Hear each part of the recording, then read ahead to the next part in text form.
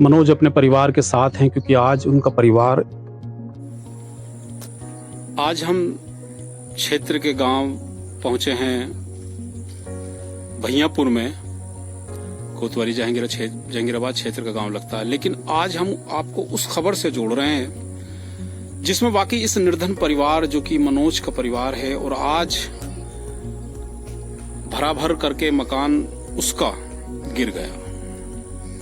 लगातार बारिश हो रही थी 2-3 दिन से, और लेकिन परिवार इसी एक छोटे से मकान में रहा करता था। लेकिन आज मैं बता दूं आपको कि वो मकान भर भर करके गिर गया, और ये कैसे परिवार पोषण किया करता था अपना, क्योंकि बता रहे हैं मजदूर हैं पेशे से, और एक छोटी जो मजदूरी होती है वो काम करते हैं। उसके बाद ये मकान बनाया था, आशियाना बनाया था अपने परिवार के लिए, परंतु बारिश लगातार होने की वजह से मकान गिर गया।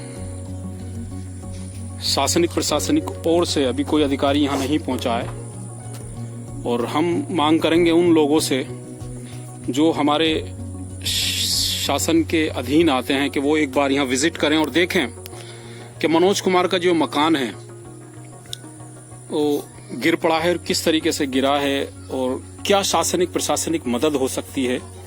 ये भी मदद होनी चाहिए। हम ये गुजारिश भी करेंगे उन शासनिक प्रशासनिक लोगों से, और अब मैं बात भी कराऊंगा आपको मनोज कुमार से।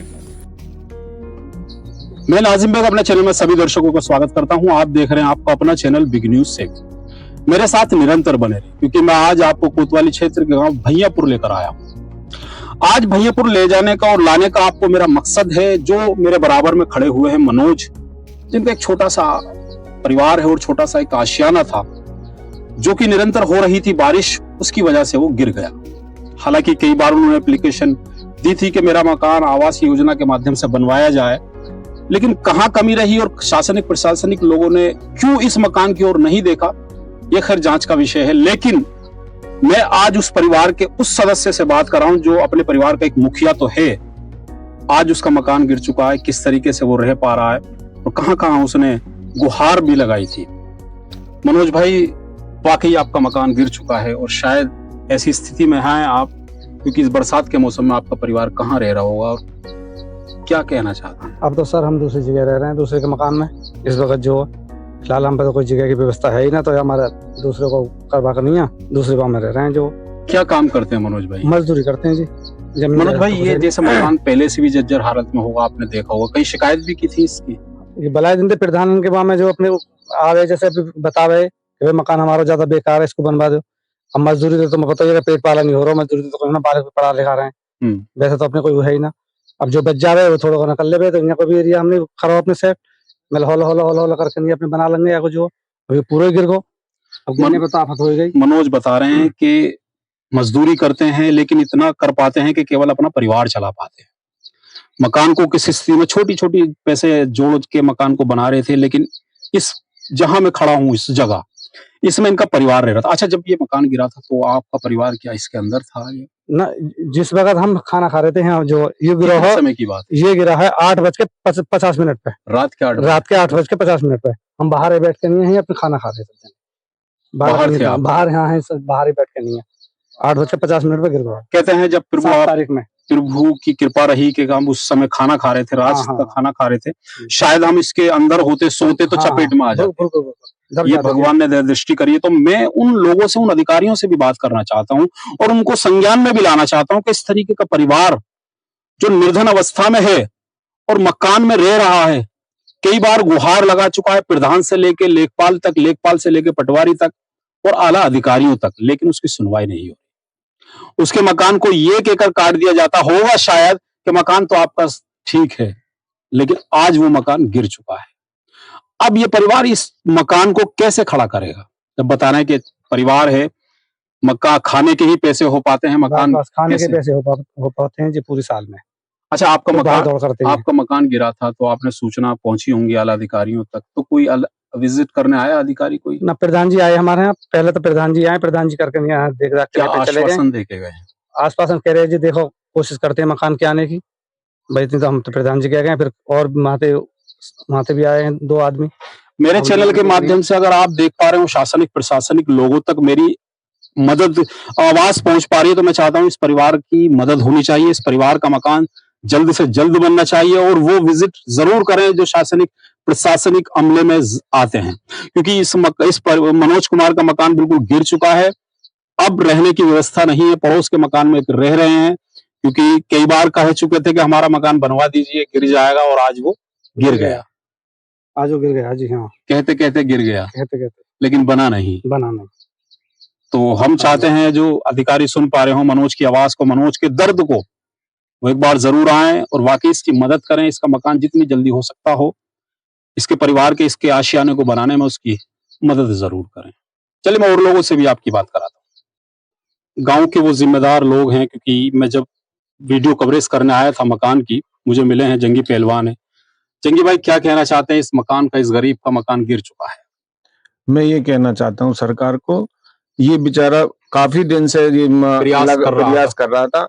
हम लोग भी इसके साथ गए, एक आध दफे वीडियो से कहने वहाँ कहते हैं तो वो कह देते हैं जी अभी मकान है ही नहीं तो कहाँ से देंगे, आएंगे तो देंगे। तो यही मैं कहना चाहता हूँ कि अब कि इसका बेचारे का कच्चा मकान था, गिर गया, अब इसका कुछ सरकार सोचे। अब इस गाँव इस दलित ये हमारी मड़ैया दलितों की, इसमें कम से कम कच्चे मकान, जो कि सरकार ये कहती है कि कच्चे मकान तो होने ही नहीं चाहिए, इस दलितों के मकान कच्चे इससे भी ज्यादा बच जा रहे हैं और गिरने की कगार में है। और भी हैं, मैं ये कहना बता रहा हूँ, मैं ये कह रहा हूँ कि आगे की और भी बताना चाहता हूँ कि ये बेचारे संकेत है, मनोज है, ये मनोज का तो गिर ही गया है, और ये एक दो है, जंगलिया है, राजेंद्र है, और तुम्हारे दो चार जने हैं जिनके कतई गिरने के कगार में हैं। इनके ऐसे गड्ढे में हैं, इससे भी ज्यादा बदतर हैं जो वो गिरने वाले हैं।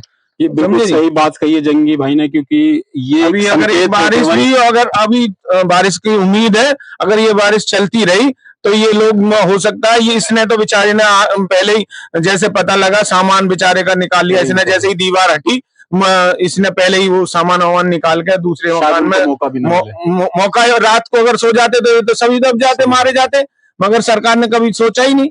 अब इसका बेचारे, अब ये लोग भी हैं जो यहाँ दलित हैं, बेचारे मजदूरी करते हैं। एक मकान पहले भी मैंने खूब कहा था, पहले एक मकान गिरा था इन्हीं दलितों में ही, सरकार ने प्रशासन ने कुछ भी नहीं कहा। श्रीकांत का गिरा था, उसका भी कुछ बेचारे का नहीं मिला। एक मनोज है, दूसरा मनोज है, वो उसका तो कच्चा ही जर्जर मकान था, कच्चा, वो भी गिर गया। मैं जहां खड़ा हुआ हूं, बता रहे हैं जंगी पहलवान साहब के इस बस्ती में कई ऐसे मकान हैं जो अभी गिरने की कगार पर हैं। मनोज का मकान एक संकेत दे रहा था, वो गिर गया। लेकिन अगर शासनिक प्रशासनिक लोग यहाँ जल्दी नहीं आए और जल्दी उन मकानों को देखा नहीं, तो मैं समझता हूं कि कोई भी कैजुअलिटी एक बड़ी हो सकती है। हमारा ऐसा मानना है। मैं उस परिवार की मुखिया हैं जो कि उस समय खाना बना रही थी। आप जब क्या हुआ था, जब आप खाना खिला रही थी बच्चों को, एकदम धड़ाम की आवाज आई होगी, दीवार गिरी एकदम से, दीवार गिरी थी। अच्छा, मकान जैसे आप देखते होंगे तो चटक रहा होगा, आप कई बार भी शिकायत करी होंगी, तो कई बार शिकायत करी, कोई नहीं सुनता, ना प्रधान सुने ना गांव का कोई भी नहीं सुनता, कोई नहीं सुन पाता है। बता रही है कि उस समय में परिवार के साथ खाना खिला रही थी उनको, शायद मेरा परिवार अंदर होता तो बहुत बड़ी कैजुअलिटी हो जाती। मेरा शासनिक प्रशासनिक लोगों से फिर पुनः यही अपील है, एक बार इस बस्ती की तरफ जरूर आए, क्योंकि मकान जो बताया है रजंगी पहलवान जी ने कि कई मकान ऐसे हैं जो कि गिरने की कगार पे हैं। अगर कोई भी ऐसी कैजुअलिटी होती तो उसका जिम्मेदार कौन होगा? तो वो लोग शासनिक प्रशासनिक एक बार टीम यहाँ आए, उन मकानों को देखे, मनोज को जो हेल्प हो सकती है आवासीय आवास से हो या फिर कोई योजना हो, जिससे कि इसका एक जो आशियाना है, जो बच्चों का मकान रहने का है, वो पुनः खड़ा हो सके, पुनः बन सके। तो चलिए मेरे साथ, अब मैं आपको उसी गांव में पहुंचा हूं मैं, भैयापुर में, जहां ये राजेंद्र जी का मकान है और ये झोंपड़ी डल रही है।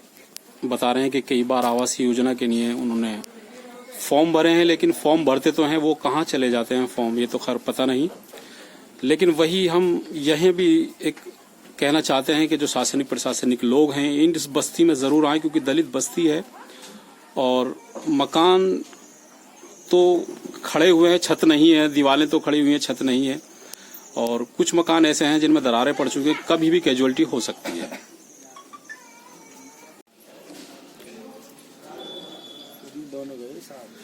ये जगवीर सिंह का मकान है, आप देख सकते हैं कि बिल्कुल जमीन में धंस चुका है। और मैं कोशिश कर रहा हूं आपको उस जगह दिखाने की।